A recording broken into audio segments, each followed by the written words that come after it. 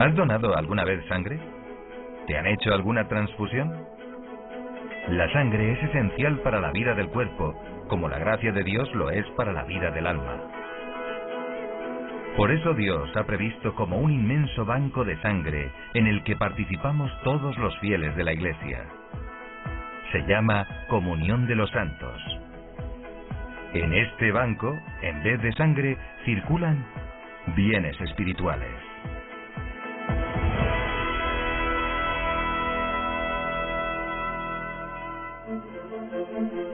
¿Cuáles? La fe, los sacramentos, los carismas, los méritos de Cristo, de la Virgen y de los santos, y otros dones de Dios para el alma. ¿Y ese banco concede préstamos sin interés? Sí, porque dentro de la comunión de los santos, la moneda única se llama caridad. La caridad no busca su propio interés. ¿Ahora lo entiendes mejor? Caridad es amor. El amor supremo es Dios. Nosotros somos sus hijos, por tanto, hermanos unos de otros. Y en esta familia unida, los bienes se comparten. Esta familia espiritual es el cuerpo místico de Cristo, es decir, la Iglesia. En ese cuerpo, Cristo es la cabeza. A Él están unidos los miembros vivos de la Iglesia. ¿Qué vivos son esos?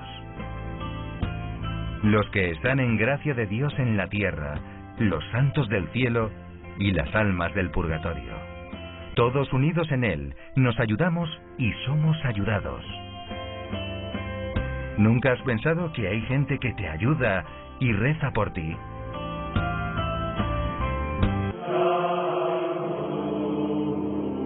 La Iglesia.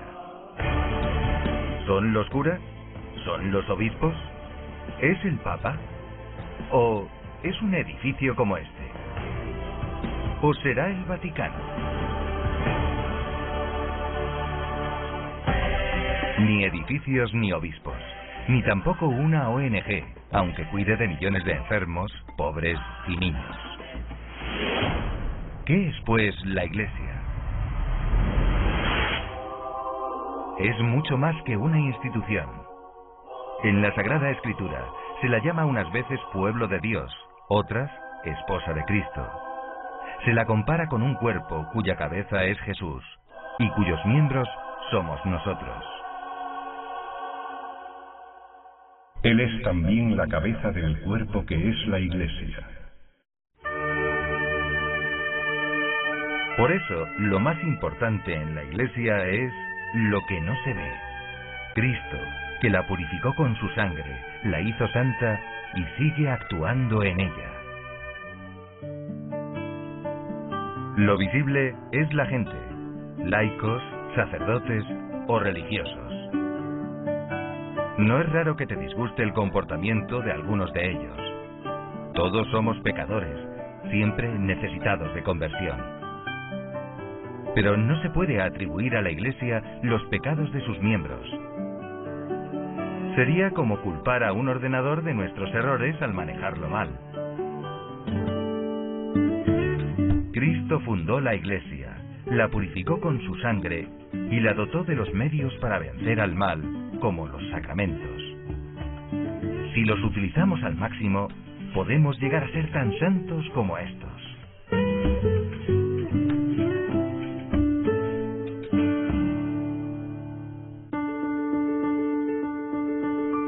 Pero, ¿no hay demasiadas normas y prohibiciones en la Iglesia Católica? ¿Acaso en las carreteras no se fijan límites de velocidad y direcciones prohibidas? Tú eres libre, pero si te las saltas, puede que no llegues a tu destino.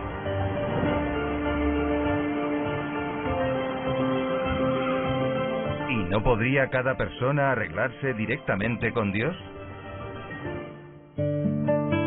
Sin la Iglesia, el Evangelio sería como una plastilina en donde cada cual modelaría su propio cristianismo, no siempre parecido al del vecino. La Iglesia refleja el auténtico rostro de Cristo, su vida, su verdad, su amor. Que todos sean uno, como tú, Padre, en mí y yo en ti. Cristo fundó una sola Iglesia para perpetuar su acción salvadora hasta el fin del mundo.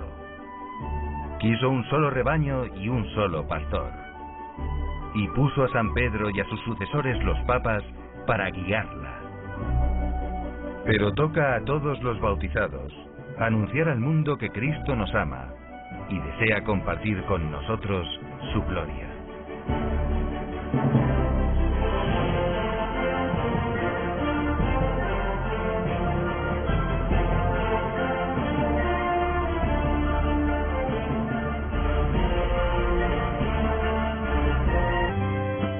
A quienes perdonéis los pecados, les quedan perdonados.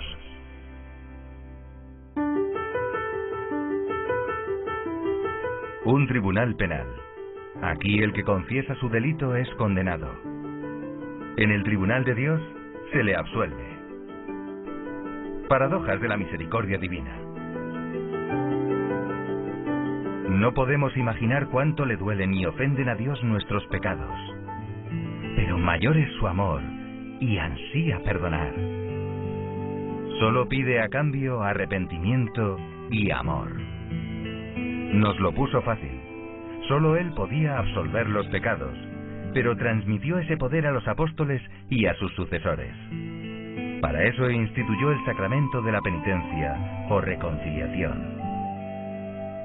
En una confesión bien hecha, Cristo, actuando a través del sacerdote, puede perdonar hasta los pecados más abominables, menos uno. Pero para ese, Dios creó un sacramento especial, el bautismo, que borra el pecado original con el que todos nacimos.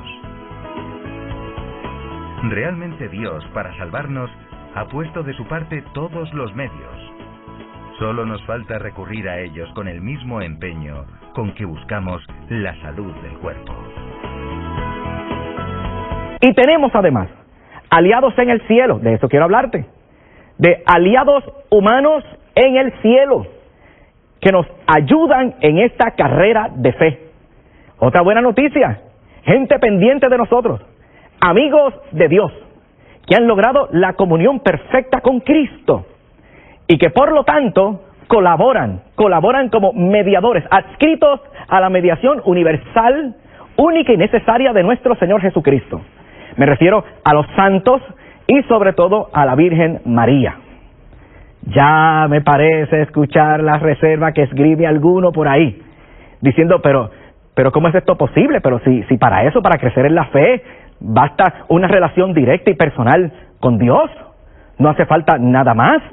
Ya te hemos explicado en otras series y hemos reafirmado en esta también que no vamos al cielo solo, ni queremos ir al cielo solo. Nosotros queremos ir al cielo con mucha gente. Y de hecho necesitamos la colaboración de otras personas, de Dios por supuesto, de la Iglesia y los medios de gracia que dispensa, pero también necesitamos de la ayuda de nuestros hermanos y hermanas. Por eso necesitamos al clero, necesitamos directores espirituales, necesitamos gente que nos testifique, gente que nos proclame, gente que nos ayude a promovernos en este proceso de perfección, porque Dios quiere que seamos como Él, y Él es perfecto. Tú y yo no lo somos, pero queremos serlo, porque tenemos un reto. Hemos sido convocados, interpelados por el Espíritu Santo a través de nuestra Madre la Iglesia, Concilio Vaticano II, 3 constituciones dogmáticas que son esenciales para entender todo esto, la Gaudium et Spes, Lumen Gentium, Apostolicam Actuositatem también, que nos habla acerca de la identidad laical y de la responsabilidad espiritual que tenemos nosotros de promovernos en ese estado de santidad. Tú y yo podemos, tenemos los recursos, y allá arriba en el cielo tenemos gente cerquita de Dios, los amigos de Dios, nuestros hermanos que prevalecieron en la fe, que ganaron, que llegaron a la meta y hoy han logrado la máxima expresión de su felicidad, para la cual fueron creados por Dios, y ahí están cerquita. ¿Y qué hacen? Colaborando con nosotros. Y como te decía, alguien debe estar diciendo, pero pero es que no era suficiente esta relación con la persona de Jesús. Entonces, ¿cómo es posible relacionarte con la persona de Jesús y no con todo lo que ese Jesús ha revelado y establecido? Y ese Jesús quiso, le dio la gana de participar su mediación para otras personas, para que otras personas colaboraran con nosotros. Estos son los santos y también, sobre todo, la Santísima Virgen. Ya habrá otra persona hablándome de Primera de Timoteo, capítulo 2, versículo 4. Ahí dice, hay un solo mediador entre Dios, un solo Señor, y un solo mediador entre Dios y los hombres, Jesucristo, hombre. Y a eso, yo que soy católico digo, amén. Y también digo, palabra de Dios. Pero, como yo no soy miembro de una secta, yo soy miembro de la Iglesia de Jesucristo, ya yo sé que no puedo tomar textos aislados, sacados fuera de contexto, ni puedo poner una frase bíblica en contradicción con el sentido completo de la Escritura. No, vamos a atenderlo en su justa perspectiva. Mira, analízalo. Te darás cuenta que ese versículo 4 del capítulo 2 de Primera de Timoteo corresponde a un párrafo del versículo 1 al versículo 6. Y te darás cuenta que ese párrafo es una exhortación precisamente a que intercedamos los unos por los otros, a que mediemos los unos por los otros, a que oremos los unos por los otros. Mira, el sentido del párrafo lo que dice es, mira, mediemos, oremos, intercedamos los unos por los otros, porque esa intercesión, esa oración, en beneficio de la comunidad, en beneficio de nosotros y del prójimo, es efectiva, llega al cielo. ¿Por qué? Porque la brecha que nos distanciaba y nos separaba de Dios ha sido rota de una vez y por siempre por Cristo, el Señor, en su carne, por su sacrificio, por la mediación universal. Y ahora nosotros, agrupaditos, unidos a Jesucristo nuestro Señor, participamos, colaboramos, somos parte de la gesta salvadora de nuestro Señor.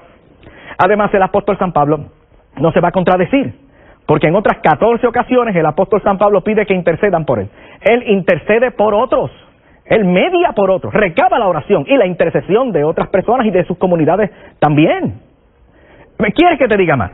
Mira, vete a 2 de Timoteo, capítulo 1, versículos del 16 al 18, y vas a ver al apóstol San Pablo pidiendo, intercediendo, orando por un amigo de él. Onesíforo se llamaba, era difunto, se había muerto.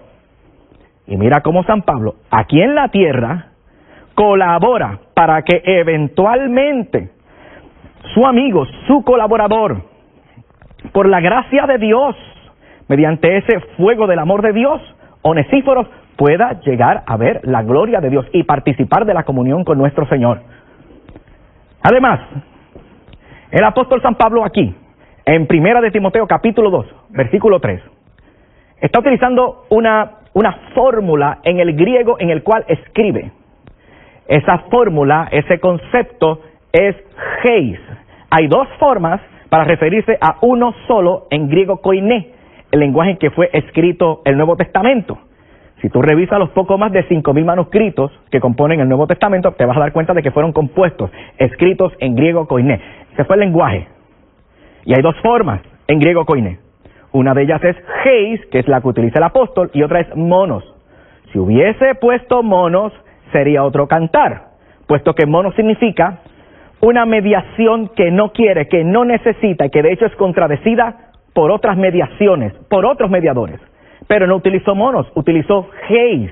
Y geis significa todo lo contrario. Geis significa una mediación que quiere, una mediación que necesita, una mediación que recaba en la ayuda de otros mediadores. ¿Te das cuenta? Por eso es que gusto decir que en la Biblia no hay nada.